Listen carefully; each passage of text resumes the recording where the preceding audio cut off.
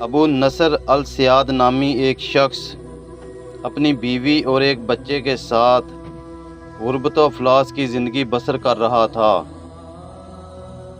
ایک دن وہ اپنی بیوی اور بچے کو بھوک سے نڈال اور بلکتا ہوا گھر میں چھوڑ کر خود غموں سے چور کہیں جا رہا تھا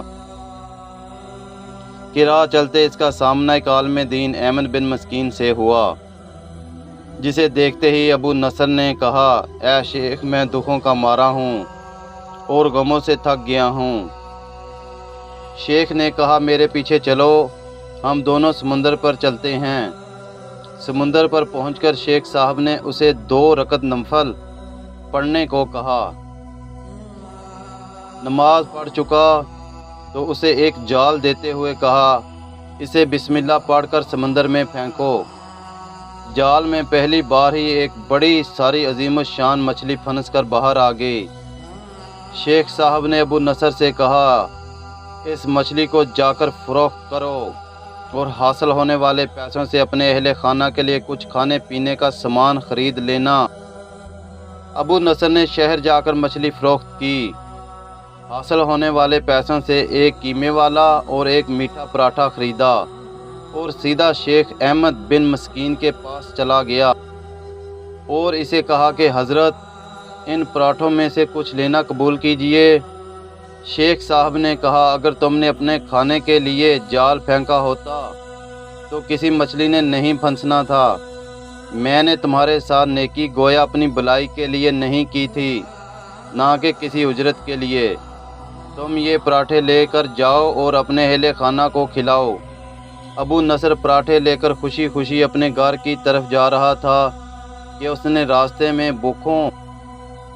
بھوکوں ماری ایک عورت کو روتے ہوئے دیکھا، جس کے پاس ہی اس کا بے حال بیٹا بھی بیٹھا تھا۔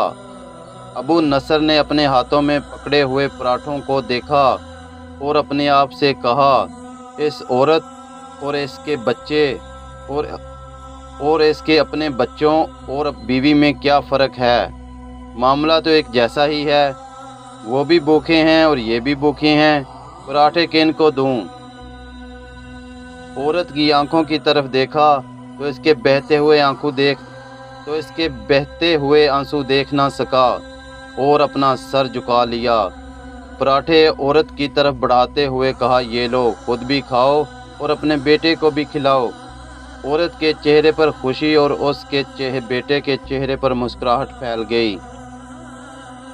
ابو نصر غمگین دل لیے واپس اپنے گھر کی طرف یہ سوچتے ہوئے چل دیا کہ اپنے بھوکے بیوی بیٹے کا کیسے سامنا کروں۔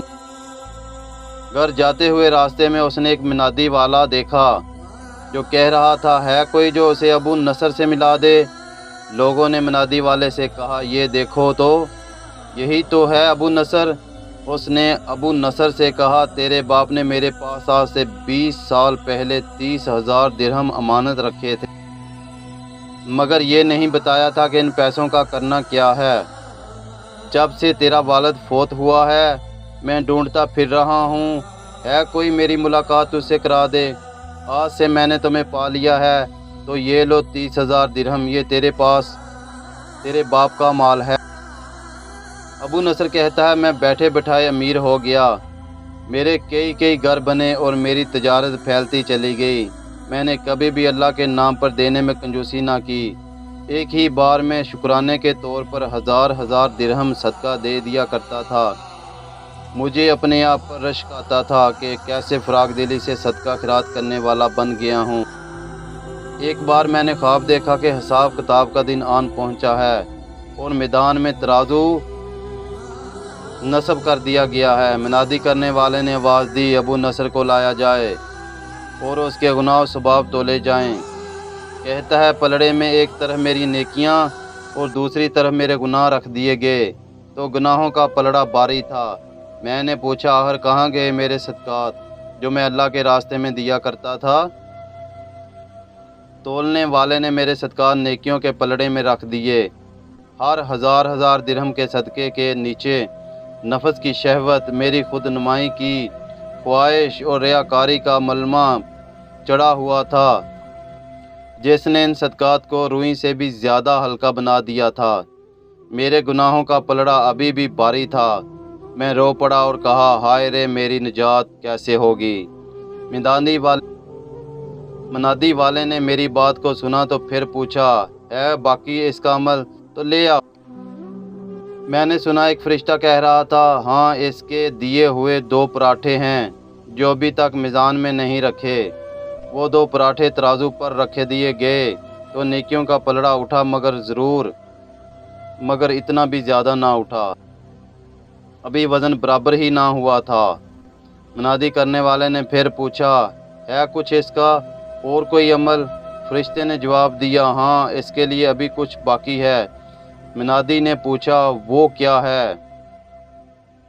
کہا، اس عورت کے آنسو جسے اس نے اپنے لیے 2 پراٹھے دیے تھے۔ عورت کے آنسو نیکیوں کے پلڑے میں ڈال دیے گئے، جن کے پہاڑ جیسے وزن نے ترازو کے نیکیوں والے پلڑے کو گناہوں کے پلڑے کے برابر لا کر کھڑا کر دیا۔ ابو نصر کہتا ہے کہ میرا دل خوش ہوا کہ اب نجات ہو جائے۔